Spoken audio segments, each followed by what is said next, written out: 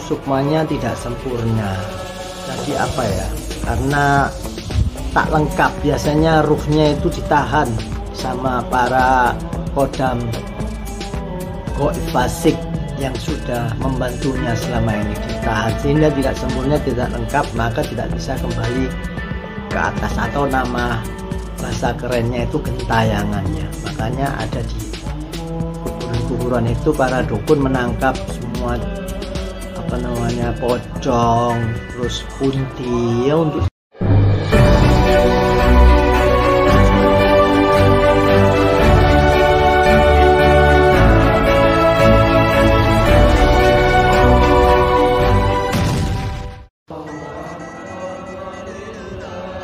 Assalamualaikum warahmatullahi wabarakatuh. Bagaimana kabarnya teman-temanku? Semoga sehat walafiat, jasmani dan rohani semakin meningkat imannya. Oke, lanjutan yang kemarin, mari kita bahas. Yang pertama adalah langsung saja, banyak yang bertanya-tanya ya,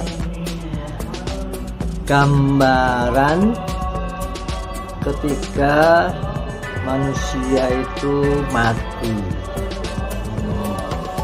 seperti horor gitu ya. Ya memang ini kan kita membahas sesuatu ke depan yang pasti kejadian, nanti kita semua yang hidup pasti mati. Kita harus persiapkan sedini mungkin, jadi kita tahu nanti apa saja bekalnya, apa saja kejadian. Ini sekedar wawasan saja, bukan kebenaran hakiki. Kebenaran hakiki hanyalah milik Allah, jadi tidak perlu diperdebatkan. Ini sebagai wawasan saja. Yang pertama, keluarnya ruh itu saya analogikan ini seperti, kalau nggak ada permisalan itu sulit menjelaskannya ya. Jadi yang pertama, keluarnya ruh itu seperti mengeluarkan sebuah kresek sampah dari tongnya ya, ini tong itu jasadnya, terus dalamnya ini sampah, jadi seperti itu, tarik ke atas seperti itu ya. Nah, rasa sakit ada itu jika kreseknya itu memang menempel selama 60 tahun. Bayangkan ya, sampah ada di tong sampah, kresek sampah ya ada di tong sampah selama 60 tahun tidak pernah keluar sampah, maka lengketnya bagaimana? Maka perlu ditarik sedemikian rupa. Dan itu kalau tongnya itu jasad manusia ya sakit sekali, merasakan sekali sakit, jadi tidak tergambarkan rasa sakitnya ya. Kalau lengketnya 60 tahun, kita pakai baju aja, kaos ya yang nggak dicuci 1 bulan saja ya, atau 1 tahun misal ya, itu dicopotnya susah, sudah lengket di badan, apalagi ini 60 tahun ya. Analoginya, gambarannya jangan salah paham ya, ini hanya wawasan.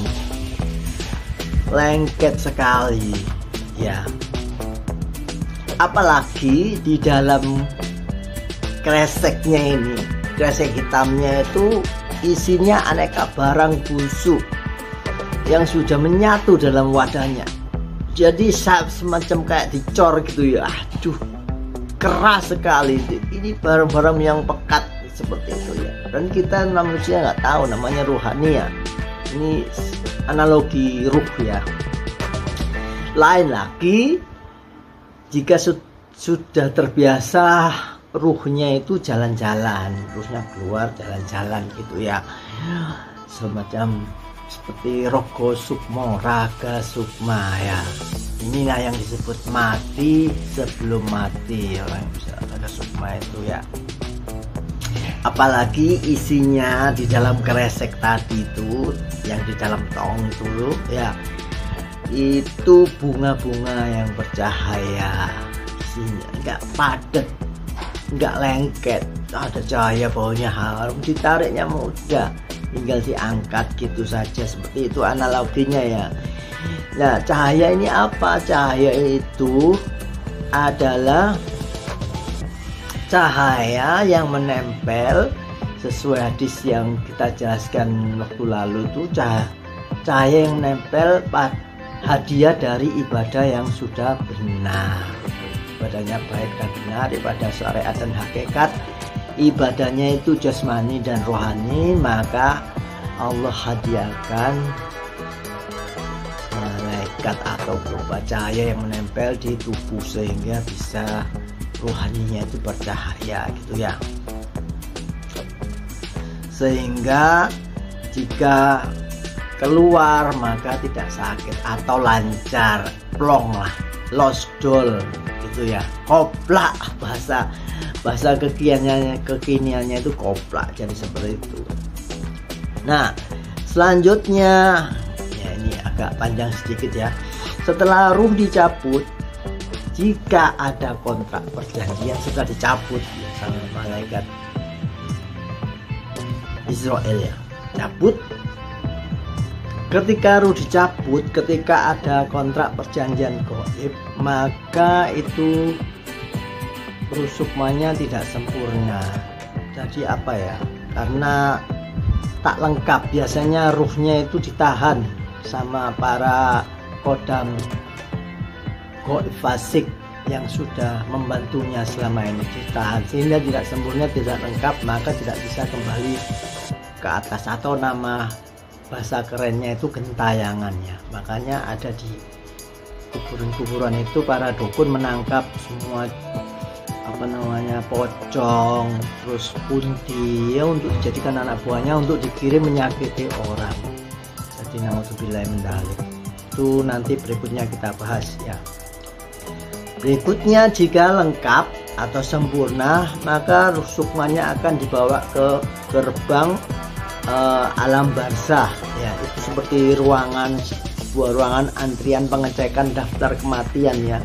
Di antaranya nama, jadwal ajalnya apa sudah benar semuanya, maka itu dicek semua. Setelah itu jika benar datanya, maka itu akan ditunjukkan tempat kembalinya nanti ya, di tingkatan langit berapa ya.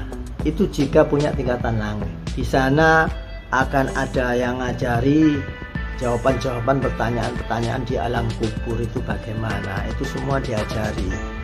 Jika tak punya langit, maka akan disiksa, tidak akan sempat untuk diajari ya.